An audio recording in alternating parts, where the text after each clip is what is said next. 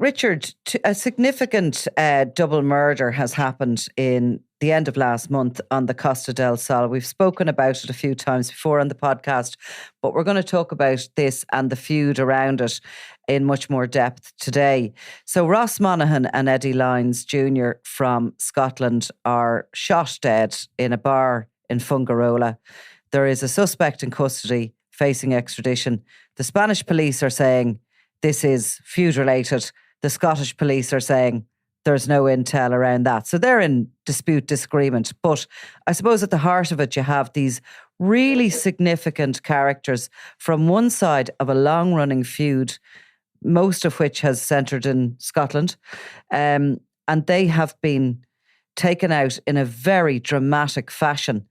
One of them, Lyons Jr., while on holidays.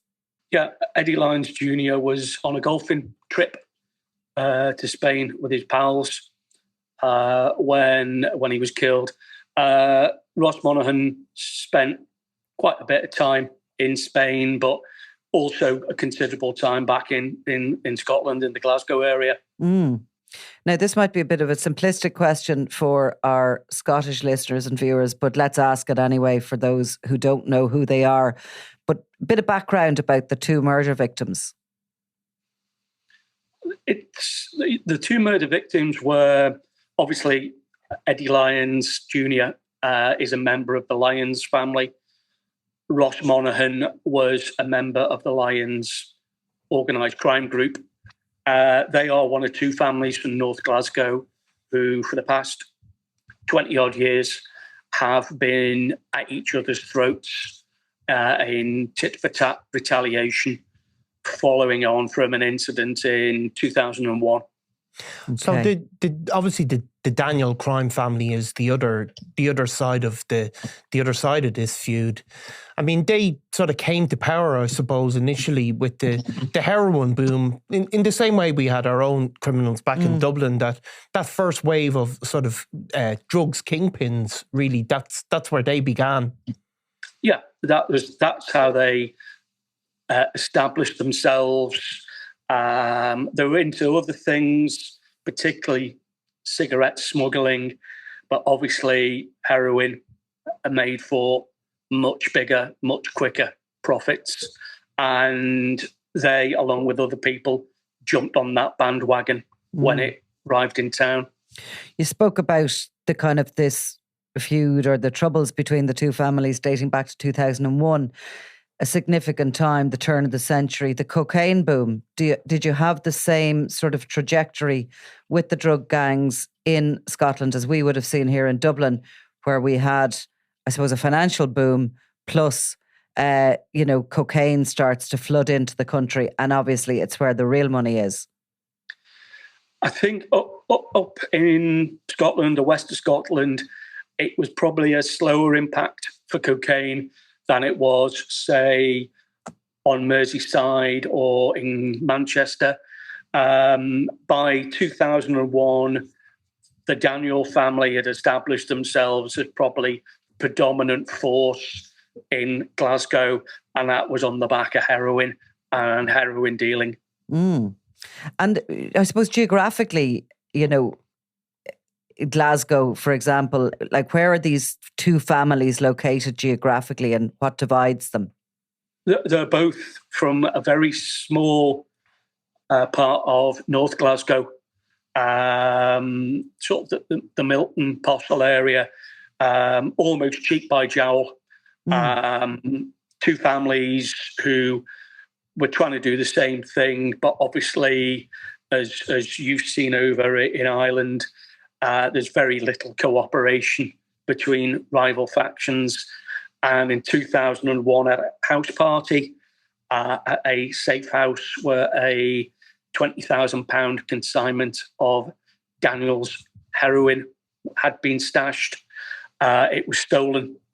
And the word immediately was it had been stolen by members of the Lyons family who were in attendance at the party. And it said that one of the individuals who was responsible for the theft was, in fact, Ross Monaghan. Oh, I see. So that started, obviously, that wave of violence. Were the Lyons regarded as the kind of the younger sort of grouping that attempted this takeover? The ambitious youngsters. I think there were more sort of, not so much new kids on the block, but the predominant family at that time would have been the Daniel family, which was led by the late Jamie Daniel. And he was a sort of a veteran heroin dealer who had spent a long period of time in prison, I think, for heroin dealing. Yeah. He was he had fingers in many pies. As I mentioned, he was very well known for illegal tobacco, illegal cigarettes, which actually is still quite prevalent up in Scotland. It's quite a lucrative. It's obviously not as lucrative as Class A, but it gave him a decent lifestyle. Mm. So the drug consignment was stolen. I mean, I'm sure in the greater, as this feud rumbles on and lives are lost, the amount of money that's involved is probably minuscule in the greater scheme of things. But nonetheless, rivalries exist anyway. The drugs are stolen, and this is now going to be a fight to the death. Yeah, it started off and escalated very, very quickly with attacks, threats, more attacks. One of the main enforcers for the Daniel family was Kevin Carroll, known as Gerbil. He was an enforcer for them, and he carried out various attacks on members of the Lyons family and quickly gained a reputation as somebody not to be messed with.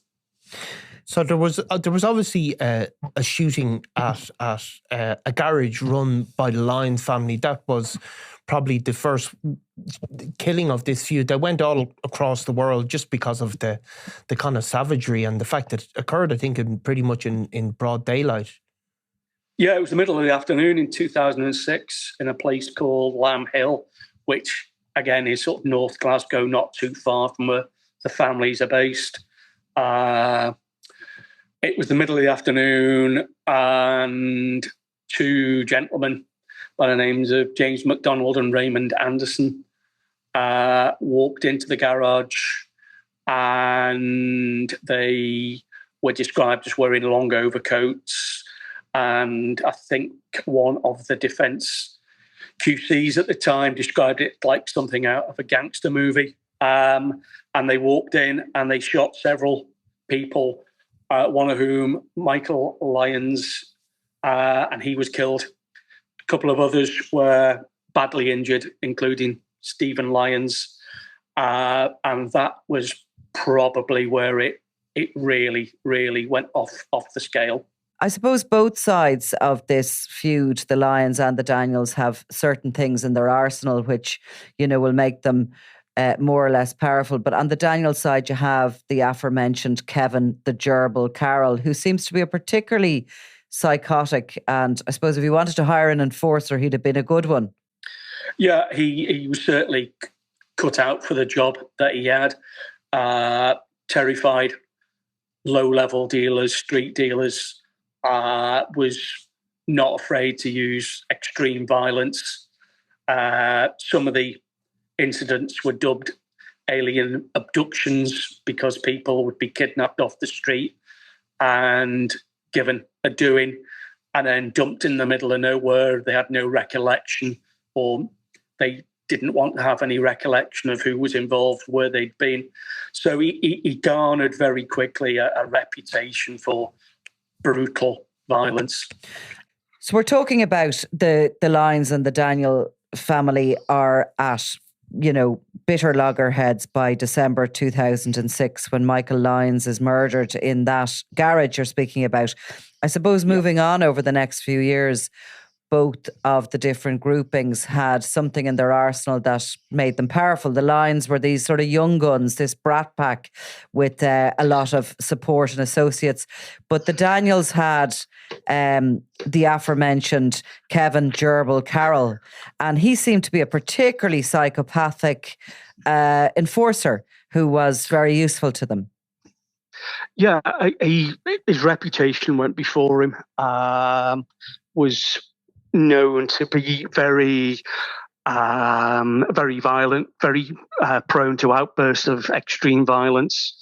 Not somebody to be crossed, and made a reputation for himself by being involved in what was dubbed alien abductions, whereby anyone who crossed him, dealer, street seller, they would be picked up off the streets, taken to a house, given a doing, and then they would be dropped off in the middle of nowhere, and were so traumatized and disorientated by what had happened, they had no idea where they had been or what they had been subjected to. Was this affecting mainly the gang members and their associates and the communities and where they were living, or was it spilling out into the greater Glasgow area? Were there people, innocent people, getting caught up in this? It was mainly within the two factions, but obviously with the nature of drugs and drug dealing, people on the periphery who were either using, who were unable to pay up on time, or dealers who owed, they would be sucked into this vacuum of violence and fear.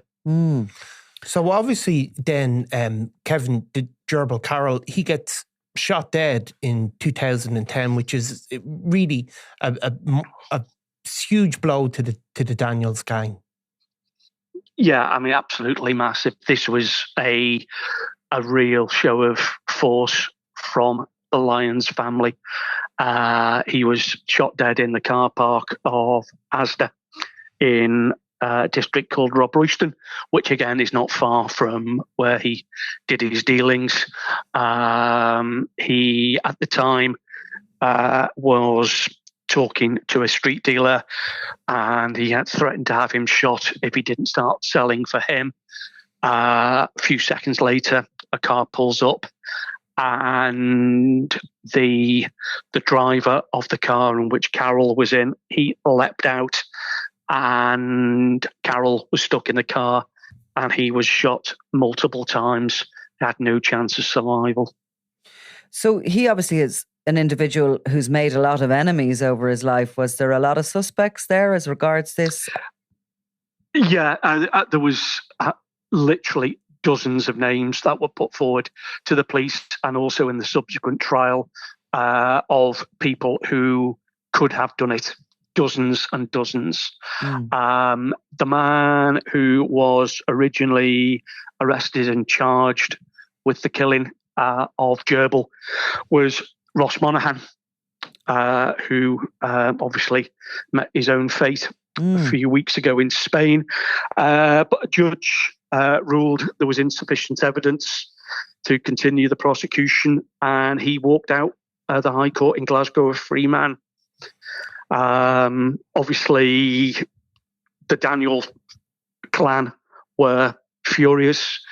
The Lyons saw it as a victory, and that was that until a second man was arrested several years later, William Patterson, and he was actually convicted of Gerbil's murder. Patterson is was a very close friend of Monaghan, and also close friend of Stephen Lyons. You described Monaghan walking out of court a free man, but he was clearly a marked man who was going to be the target of assassination himself at some point. Yeah, there were several incidents when there were attempts made on his life. Probably the most prominent and significant was when he was shot whilst taking his young child to school one morning. He survived that, but it was clear that Ross Monaghan was, if not the target for the Daniels, certainly in the top three. So in the middle of all this, Stephen Lyons, who's regarded as kind of the head of the gang or the brains behind the operation, he at some point basically moves to Spain And while in Spain, he hooks up with our own Daniel Kinahan, really, and they become almost, obviously they appear in social media at times together. That connection becomes really important to the Lyons faction. Yes, because the backing, the support, even the name Kinahans will and did instill a level of, whether it's fear, whether it's respect, or just we better watch what we're doing here from the Daniel side, because obviously the reputation of the Kinahans goes without saying. Yeah. I mean, it's a well-worn path, really, to the Costa for these guys. The Kinahan organisation had really established themselves down there in the late 1990s. Christy Kinahan Sr. was at that point moving between Belgium, the Netherlands and Spain. And the two sons went out there, bringing with them a cohort of friends, some relatives and others from Dublin.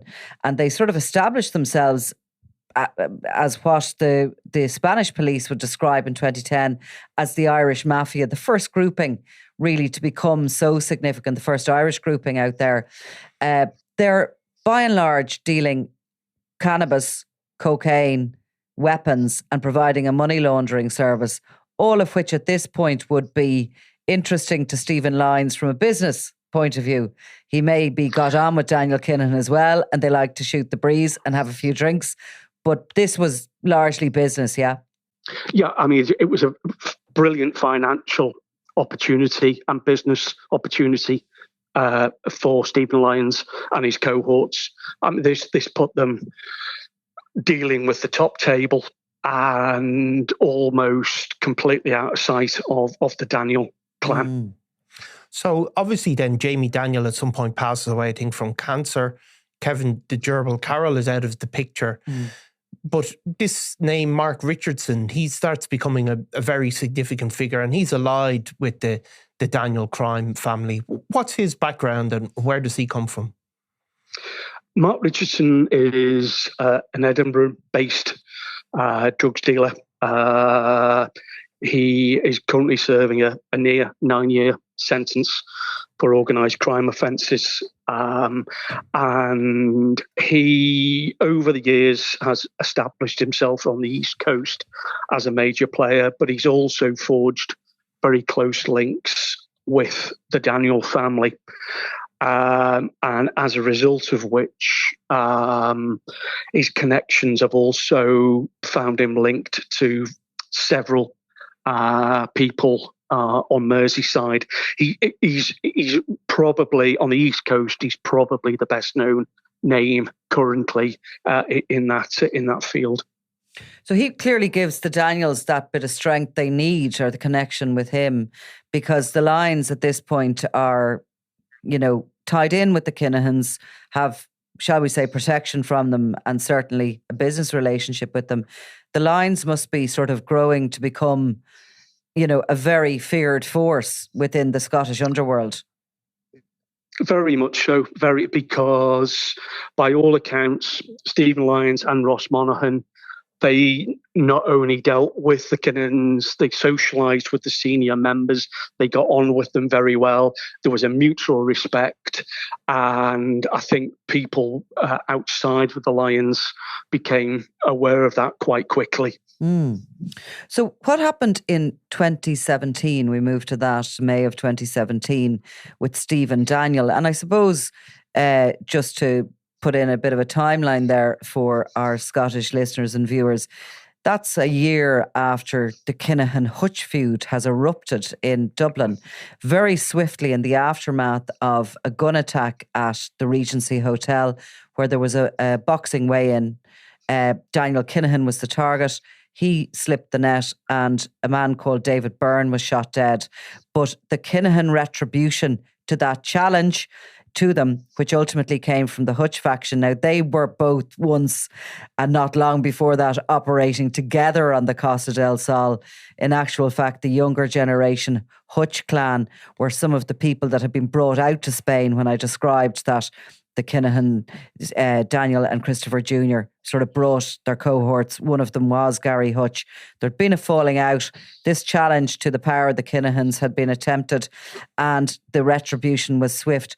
I'm going to say by May 2017, Niall, the feud had reached its peak. I mean, there was actually quite a number of Kinahan operators on the ground already behind bars or in custody facing serious charges. It was May 2017, in actual fact, when Daniel Kinahan's wedding happens in Dubai in the Burj Al Arab. And it's the same time that an international hitman called Imre Arakas is paid to come to Ireland to carry out some Kinahan hits because it's believed, well, sure, who'd know him? So tell us about what's happening in tandem in May 2017 with Stephen Daniel. Well, Stephen Daniel was the de facto head of the Daniel family after the death of Jamie Daniel. One night after he's returning home from a Rangers game, he finds out he's being followed, and there is a high-speed pursuit through the city, which goes on for about half an hour and is caught on CCTV, and it's like something out of a Hollywood movie. Eventually, Stephen Daniel crashes the car that he's in, and he's then pounced upon by the occupants of up to half a dozen vehicles that have been following him. He is attacked so badly that when paramedics arrive at the scene, they initially think he's been shot in the face, but he's actually received multiple machete knife slash wounds, to which to this day, he remains heavily scarred. And that was probably the moment when people thought the pendulum has definitely swung here, and it swung in favour of the Lions. That they were the more powerful. That sounds like an opportunistic attack, that there was no gun in the car or no gunman or whatever, that perhaps they saw Mr. Daniel's car, saw him in it and decided to sort of try and beat him to death, essentially. Well, I mean, the attack was, it was just absolutely barbaric. And as I said, the paramedics initially thought he'd been shot. That was the word that was put out until the following morning, when it was revealed actually, no, he hadn't been shot. He'd been slashed. As you've no doubt dealt with yourself over there, Nicola, a lot of the Lyons and Daniels, they were using technology such as trackers on cars, so they could identify. They didn't just have to follow them or wait for them. So that was one aspect that the police looked at, whether the vehicle had been tracked. But very, very quickly, Stephen Daniel on that night realised he was in big trouble. So 6 men, I think, are ultimately jailed from the Lions side. But does that affect their power and, I suppose, their rising power? It was clear from this moment. I think it was May 2017. It was clear that the tide had turned, and whether it be with the backing from the Kinahans or maybe just a passage of time, that the Lions were very much in the ascendancy now. I'm Nicola Tallant, and you're watching Crime World, a podcast about criminals, drugs and the underworld in Ireland and across the globe. Make sure you subscribe to our channel and turn on notifications so you can be the first to watch all our latest episodes. You can also listen wherever you get your podcasts.